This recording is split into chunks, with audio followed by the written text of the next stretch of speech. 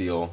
Now, this is a new reinterpretation of Superman done by the guy who's done 300, Watchmen, and Sucker Punch, which I really like. Uh, and so this movie is more of a Clark Kent Kal El origin story, like and his destiny into becoming Superman.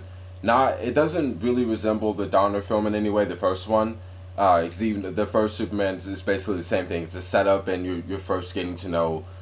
You're going on Clark's journey to becoming and while he's being Superman.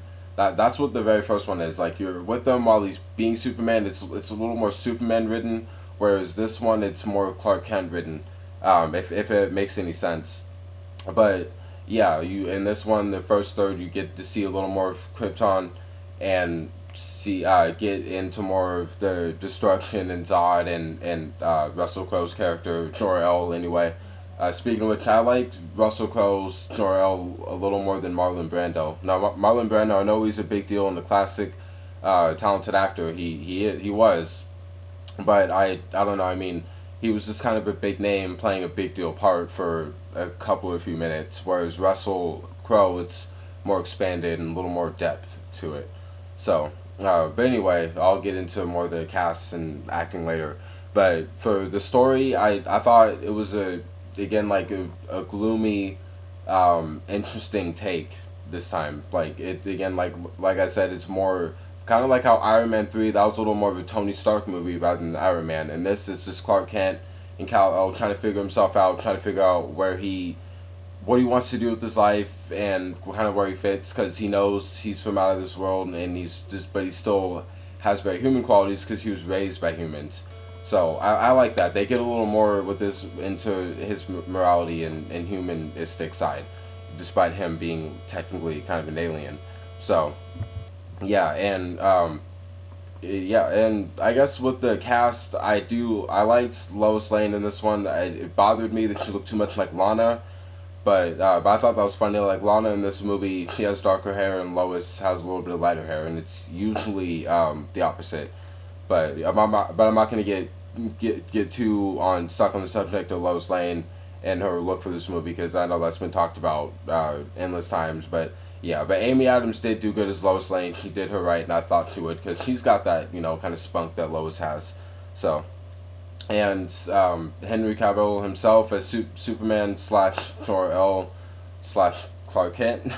I thought this being like a British guy who's a little new into the big movie scene in America, I thought he was really good. He was definitely a good choice for Kal El. He had the look down and the act and everything like for kind of a new age Superman. He was good, a good choice and the right fit. And Michael Shannon, who I'm a big fan of, I was really hoping he was going to own it as Zod, like in the way that Terrence Stamp did, but he didn't.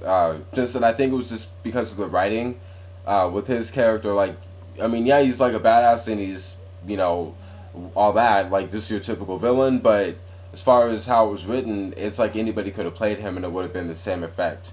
So, but I would like to see Michael Shannon play him some more in the future if that was to ever come about. Um, and of course the effects. Yeah, the action sequences and the effects were cool. I mean, it is Zack Snyder. You're always gonna get some interesting, out of this world visuals. But yeah, but I guess I will say mainly with the third act of the movie, how the critics were saying there's a lot of action, and they were not kidding.